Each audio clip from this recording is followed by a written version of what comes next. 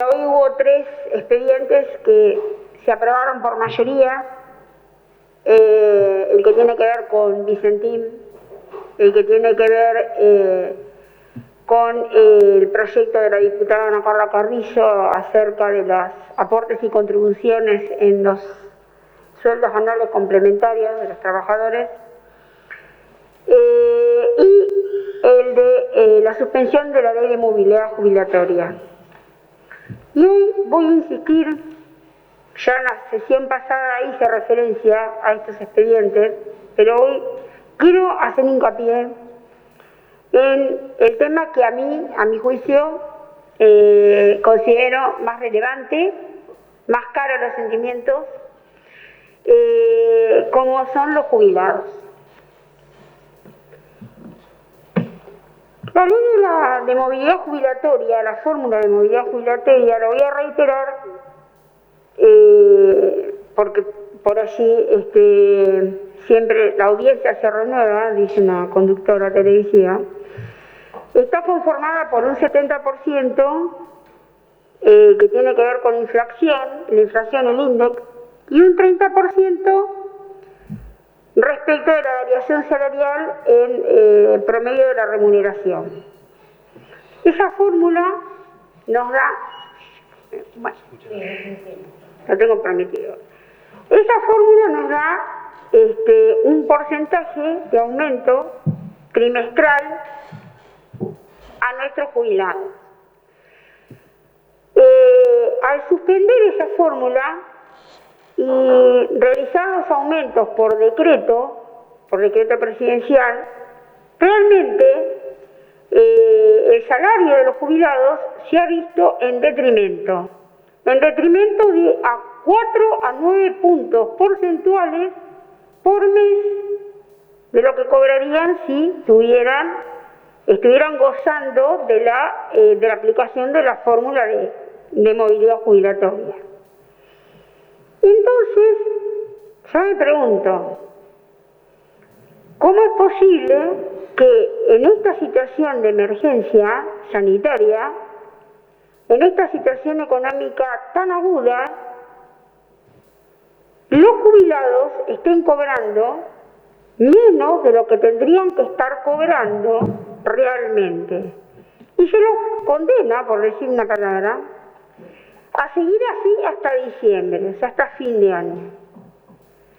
Yo quiero que esto quede, lo quería hacer en hincapié para que quede claro que nosotros, dentro de Juntos por el Cambio, Cambiemos, realmente consideramos que los jubilados merecen todo nuestro respeto, porque son todas esas personas, nuestros padres, nuestros abuelos, que han forjado un país, que han hecho un máximo esfuerzo de trabajo, de sacrificio en toda su vida, y que a esta altura de la vida merecerían, como mínimo, cobrar lo que les corresponde.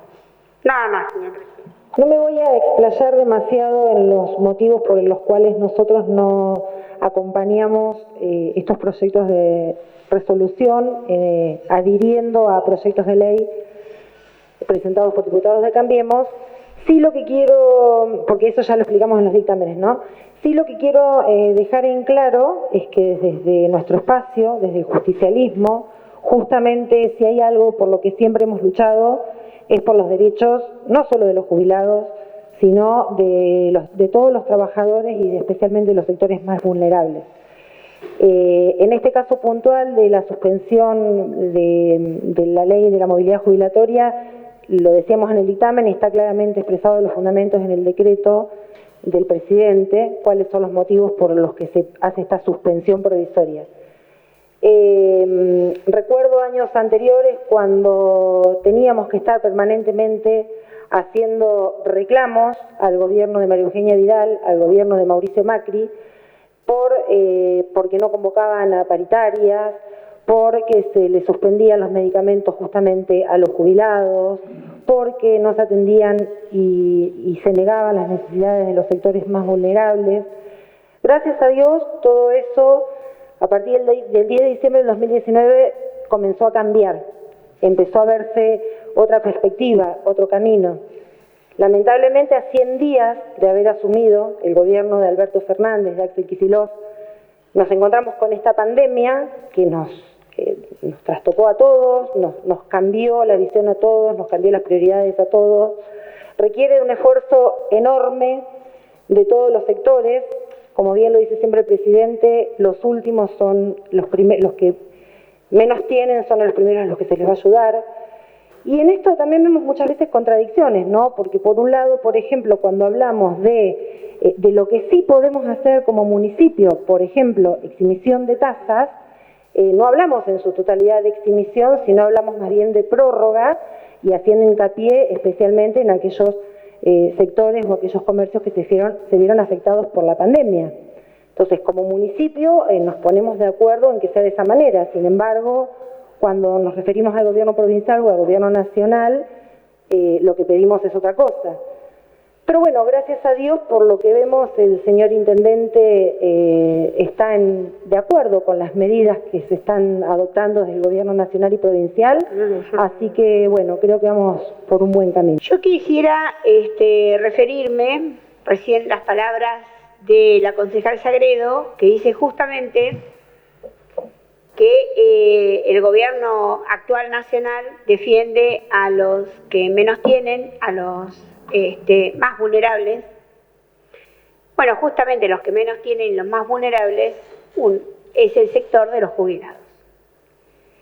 Y entiendo que estamos en una situación de pandemia, en una situación de emergencia, eso lo entiendo perfectamente, pero pienso yo que tampoco es una excusa para prorrogar aquello que le corresponde justamente a una población que es la más vulnerable y la más indefensa, por decirlo así, porque un jubilado,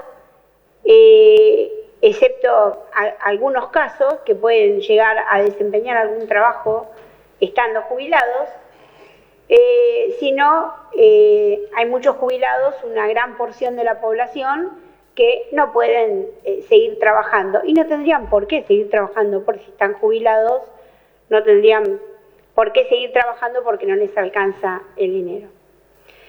Tampoco creo que sea necesario recurrir a hacer historia cuando estamos transitando el mes de julio del 2020, historia de acciones del gobierno anterior, porque también entonces uno también puede hacer historia. Entonces también uno, también hablando de Vicentín y del dinero que supuestamente el gobierno de Mauricio Macri le dio a la empresa Vicentín, uno también podría recordar Austral Construcciones, por ejemplo, donde también el gobierno de la señora Cristina Kirchner le otorgó muchísimas obras y le otorgó muchísimas concesiones y favores a esa empresa. Entonces, no me parece que tengamos que recurrir a hacer historia de gestiones anteriores, porque creo que tenemos que mirar de acá a futuro.